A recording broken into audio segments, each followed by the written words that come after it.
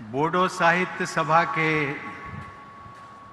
61वें वार्षिक सम्मेलन में प्रमुख रूप से उपस्थित असम के राज्यपाल प्रोफेसर जगदीश मुखी जी,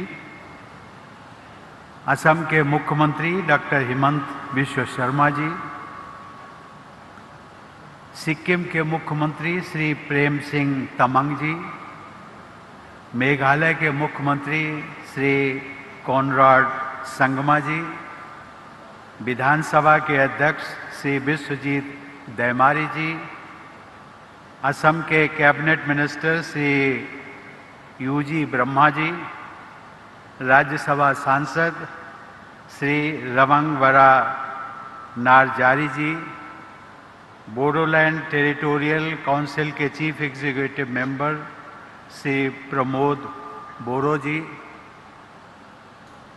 साहित्य सभा के सम्मेलन के अध्यक्ष श्री तोरेन बोरो जी, बोडो साहित्य सभा के महासचिव श्री प्रशांत बोरो जी, ऑल बोडो स्टूडेंट्स यूनियन के अध्यक्ष श्री दीपेन बोरो जी, अन्य विशिष्ट अतिथिगण, इस पंडाल में उपस्थित सभी देवियों, सज्जनों और नौजवान साथियों, खुलुमबाय।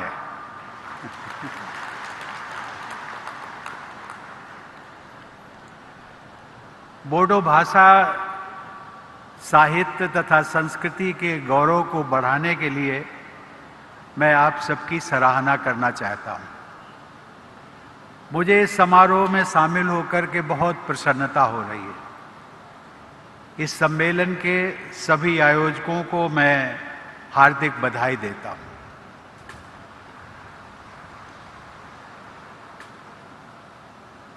और इस सम्मेलन में जो आप लोग आए हैं, आने वालों का अभी तांता लगा हुआ है। मैं बाएं तरफ अपने देख रहा था कि अभी भी लोग आ रहे हैं और मुझे लगता है कि जाने वाले कम है, आने वाले अधिक हैं। एक चीज मैंने और ऑब्जर्व की, बाएं हाथ पर जो बैरिकेड्स लगे हुए हैं, प्रातः जब कार्यक्रम शुरू हुआ तो बैरिकेड्स के बीच में, बैरिकेड से आगे हट करके बहुत सारा गैप था और पश्चात में देखता गया कि लोग आते गए और विशेष करके हमारी बहनों, बेटियों में इतना उत्साह दिखा कि उनको, जो हमारे वॉलंटियर्स थे, उन्होंने बैरिकेड्स को क्रॉस करके उन हमारी बहनों और बेटियों को आगे बिठाया। ये एक मैं दृश्य आपके सामने रख रहा हूं कि बोडो भाषा साहित्य सम्मेलन जो आयोजन हो रहा है, उस आयोजन के प्रति लोगों में आकर्षण कितना है। देवियों और सज्जनों, मुझे बताया गया है कि असम में लगभग 35 लाख लोग बोडो भाषा बोलते हैं। असम के अलावा बोडो भाषा बोलने वाले लोग पश्चिम बंगाल, मेघालय, अरुणाचल प्रदेश, सिक्किम, नागालैंड और त्रिपुरा और यहाँ तक कि बांग्लादेश और नेपाल में भी निवास करते हैं। अब ये साहित्य और भाषा हमेशा लोगों को जोड़ती है, लोगों के दिलों को जोड़ती है। और वो ऐसी कौन सी बातें हैं भाषा में होती हैं जो अपनापन होता है, और वो अपनापन आज न जाने हमारे समकक्ष जो प्रदेश जिनका मैंने नाम लिया, पश्चिम बंगाल, मेघालय, अरुणाचल, सिक्किम, नागालैंड, त्रिपुरा, और विदेशों से, बांग्लादेश और नेपाल से भी यहाँ पर कुछ प्रतिनिधिगण आए हैं। ये कितना आकर्षण है, जो कि भाषा, बोडो भाषा विदेशों से भी लोगों को यहाँ पर खींच लाई है। और इसलिए मैं साहित्य सभा के आयोजनों को मैं बार बार सराहना करता हूँ और उनको बधाई देता हूँ।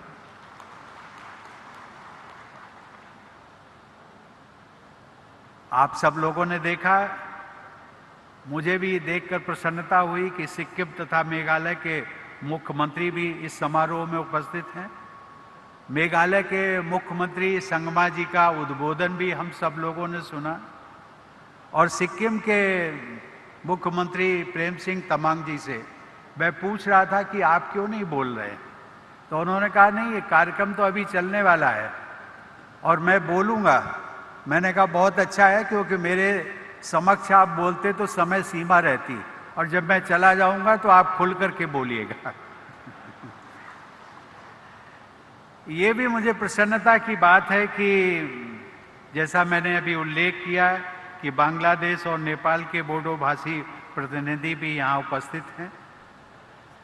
मित्रों, इसी वर्ष मुझे बताया गया कि जनवरी में तामुलपुर जिले का गठन हुआ है। मैं तामुलपुर जिले के उज्जवल भविष्य के लिए मैं यहाँ पर उपस्थित इस जिले के सभी निवासियों को अपनी हार्दिक शुभकामनाएं देता हूँ। केंद्र सरकार और पूर्वोत्तर के राज्यों की सरकारों के मिले जुले प्रयासों से इस क्षेत्र में सौहार्द और शांति का वातावरण और भी मजबूत होता जा रहा है। इस परिवर्तन के लिए मैं केंद्र सरकार, राज्य सरकार तथा बोडो क्षेत्र के सभी भाइयों और बहनों को बधाई देता हूँ। इस बदलाव में विकास कार्यों की महत्वपूर्ण भूमिका है। मुझे बताया गया है कि इस क्षेत्र में एक सेंट्रल इंस्टीट्यूट ऑफ टेक्नोलॉजी भी स्थापित है, जिसे विश्वविद्यालय का दर्जा प्राप्त है। कोकराझार में स्थित बोडोलैंड यूनिवर्सिटी, जिसके चांसलर राज्यपाल महोदय स्वयं हैं, तथा अनेक महाविद्यालयों और पॉलिटेक्निक्स में विद्यार्थीगण उच्च शिक्षा प्राप्त कर रहे हैं और अपने उज्जवल भविष्य की राह बना रहे हैं। इसके अलावा अनेक उच्च शिक्षण संस्थानों की भी स्थापना को मंजूरी दी गई है। यह प्रसन्नता की बात है कि इस सभा स्थल के क्षेत्र में एक मेडिकल कॉलेज भी स्थापित किया जाएगा। देवियों और सज्जनों, असम के राज्यपाल प्रोफेसर जगदीश मुखी जी के मार्गदर्शन तथा मुख्यमंत्री डॉक्टर हिमंत विश्व शर्मा के नेतृत्व में असम की जनता के हित में अनेक कार्य किए जा रहे हैं। विकास तथा जन कल्याण के ऐसे कार्यों के लिए मैं राज्य सरकार की पूरी टीम की सराहना करता हूं। मुझे बताया गया है कि विधानसभा के अध्यक्ष श्री विश्वजीत दैमारी ने भी बोडो भाषा के प्रचार और प्रसार के लिए इस सम्मेलन के आयोजन में अपना महत्वपूर्ण योगदान दिया है। मैं श्री दैमारी जी को भी साधुवाद देता हूँ। देवियों और सज्जनों, बोडो समाज के लोगों से मेरा पुराना रिश्ता रहा है। मेरे लिए बोडो संस्कृति और भाषा से संपर्क कोई नई बात नहीं है। मुझे याद है कि जब मैं राज्यसभा सांसद था, तब इस क्षेत्र के कई जनप्रतिनिधियों के साथ मेरा मिलना जुलना होता था। हम सब गर्म जोशी के साथ मिलते थे, बातचीत करते थे और बोडोलैंड के बारे में भी बात करते थे। उनमें से मेरे कुछ परिचित तो आज की सभा में भी उपस्थित हैं। उदाहरण के लिए यहाँ उपस्थित श्री यूजी ब्रह्मा। यूजी ब्रह्मा ने न केवल एक जनप्रतिनिधि और राज्यसभा सदस्य के रूप में, बल्कि असम सरकार में मंत्री के रूप में भी अपनी पहचान बनाई है, बल्कि वे साहित्य अकादमी पुरस्कार से भी सम्मानित किए जा चुके हैं। इसके अतिरिक्त लोकसभा में इस क्षेत्र का प्रतिनिधित्व करने वाले तत्कालीन उस समय एक सांसद हुआ करते थे, श्री एस.के. बासुमतारी। उनका भी मैं नाम आज लेना चाहूँगा। वो मेरे अच्छे मित्र थे और उनकी विशेषता ये थी कि जब हम लोग उनको नमस्ते कहते थे तो वो नमस्ते का उत्तर हमेशा जय बोडोलैंड बोलकर दिया करते थे। देवियों और सज्जनों, मुख्यमंत्री जी ने अभी कहा कि सामान्यतया राष्ट्रपति किसी राज्य में 3 महीने के अंतराल में नहीं आते हैं। ये बात सच है। ऐसा नहीं है कि राष्ट्रपति को आना किसी राज्य में अच्छा नहीं लगता है, लेकिन कुछ मर्यादाएं भी होती हैं और उन मर्यादाओं के कारण संभवतः आना संभव नहीं हो पाता है। लेकिन मैं मुख्यमंत्री जी, आपका, असम के लोगों का, उनमें बोडो लैंड के भी टेरिटोरियल काउंसिल के लोगों का जो मुझे प्यार और सम्मान बीच बीच में मिलता रहता है, वो मुझे बार बार खींच भी लाता है और इसीलिए मैं 3 महीने के अंतराल में दोबारा फिर आ गया। मित्रों, मेरा ध्यान इस बात पर भी गया कि मई का महीना बोडो भाई बहनों के लिए अत्यंत महत्वपूर्ण होता है। हर साल 1 मई को आप सब बोडोफा उपेंद्र नाथ ब्रह्मा जी की पुण्यतिथि मनाते हैं, जो आज से 3 दिन पहले ही थी। बोडोफा ने जियो और जीने दो का जो महान संदेश था उसको प्रसारित किया था। बोडो आत्मगौरव के प्रति सचेत रहते हुए सभी समुदायों के साथ सद्भाव बनाए रखने का बोडोफा का संदेश हम सभी के लिए एक मंत्र जैसा है। मैं उनके संदेश को उन्हीं के शब्दों में ठीक ठाक तो नहीं कह सकता, लेकिन उनके संदेश को बोडो भाषा में दोहराने का प्रयास जरूर करूंगा। उन्होंने कहा था, थांग आरो थाना नहीं थानो हा।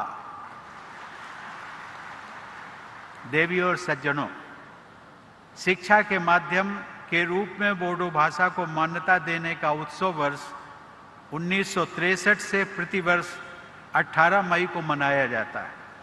आज से लगभग 15 दिन बाद आप सब वह उत्सव भी मनाएंगे। उस महत्वपूर्ण उत्सव की मैं आप सबको अग्रिम बधाई भी देता हूं।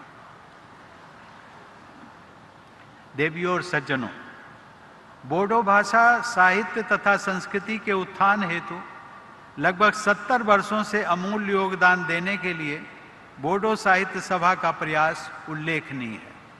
सभा के संस्थापक अध्यक्ष स्वर्गीय जयभद्र हागजेर तथा महासचिव सोनाराम थाउसेन ने बोडो भाषा के महत्व और मान्यता में वृद्धि करने के लिए सराहनीय प्रयास किए थे। स्कूली शिक्षा के माध्यम के रूप में बोडो भाषा के प्रयोग को स्वीकृति दिलाने तथा उच्च शिक्षा में बोडो भाषा को स्थान दिलाने जैसे प्रयासों में बोडो साहित्य सभा ने अग्रणी भूमिका निभाई। आप लोगों के प्रयास के फलस्वरूप बोडो भाषा को असम राज्य की एसोसिएट ऑफिशियल लैंग्वेज का दर्जा भी प्राप्त हुआ है। बोडो भाषा और साहित्य को आगे बढ़ाने वाले महानुभावों का इतिहास बहुत प्रेरणादायक है। 20वीं सदी के आरंभ में बोडो पुनर्जागरण के जनक गुरुदेव श्री कालीचरण ब्रह्मा ने समाज में व्याप्त कुरीतियों को दूर करने के प्रयासों के साथ साथ आधुनिक शिक्षा व सांस्कृतिक चेतना का भी प्रसार किया था। श्री रूपनाथ ब्रह्मा ने बोडो पुनर्जागरण की धारा को आगे बढ़ाते हुए बोडो भाषा और साहित्य को समृद्ध किया।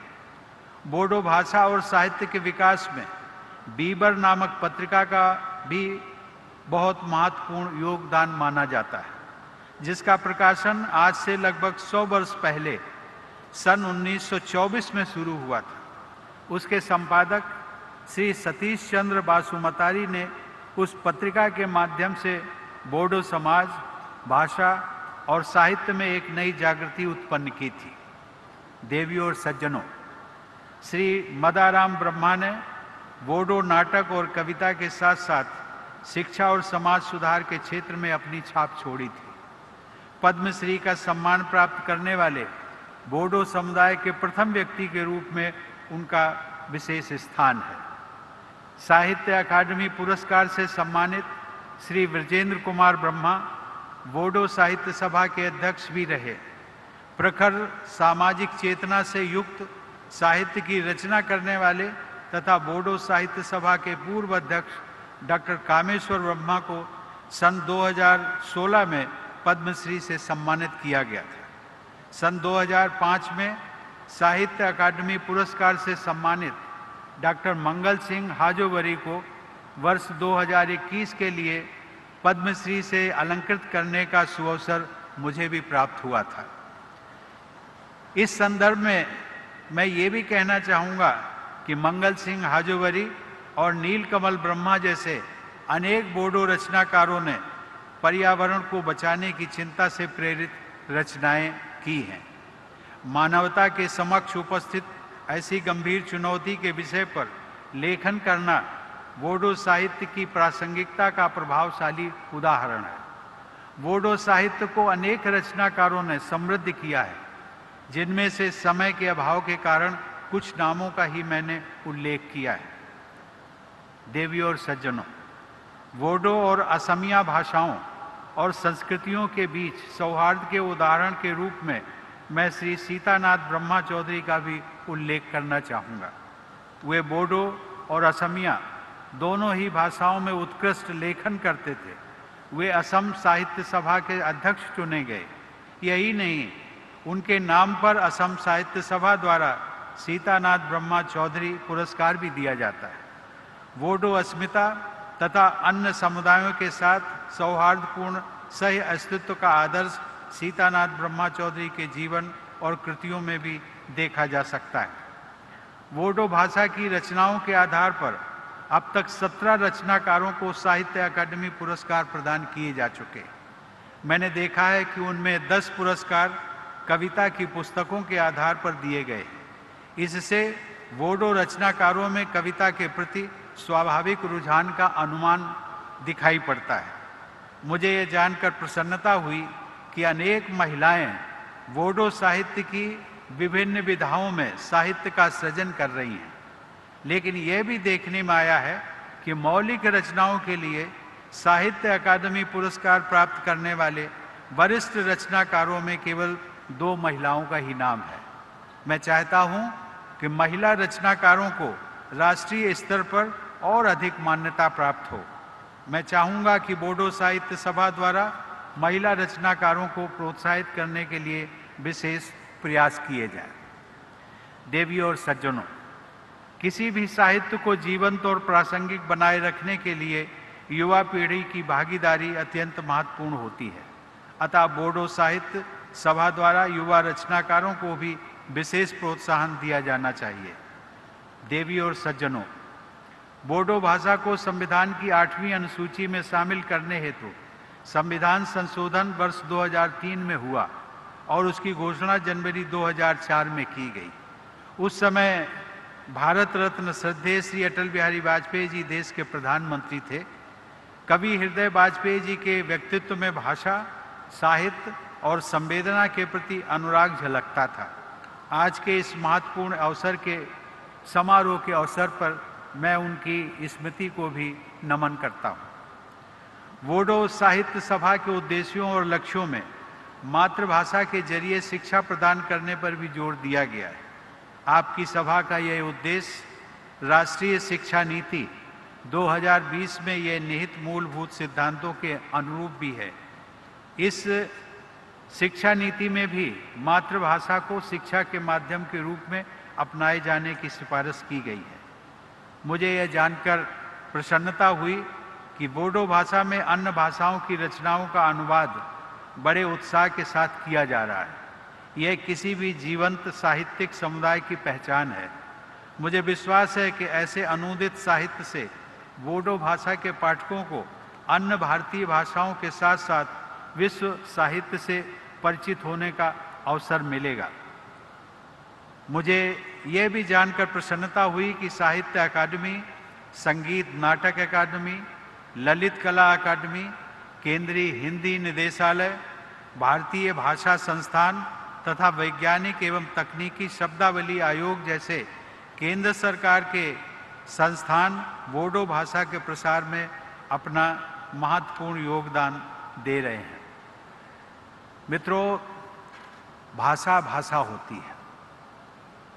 जैसा कि मैंने पहले भी उल्लेख किया, चाहे वो व्यक्ति विशेष की भाषा हो या व्यक्तियों के समुदाय की भाषा। भाषा, स्थानीय भाषा, उस भाषा को प्रोटेक्शन, संरक्षण देना, उसका प्रचार और प्रसार करना, ये समाज की भी जिम्मेदारी है और सरकारों की भी जिम्मेदारी है। और मैं चाहूँगा मुख्यमंत्री जी, बोडो भाषा के प्रचार और प्रसार के लिए जितना भी प्रयास हो वो आपकी सरकार करे, मैं ऐसी अपेक्षा भी करता हूँ। अंत में मैं बोडो भाषा से जुड़े सभी लोगों को ये शुभकामना देता हूँ कि बोडो भाषा खूब फले फूले, बोरो राव गे वालान थो। धन्यवाद। जय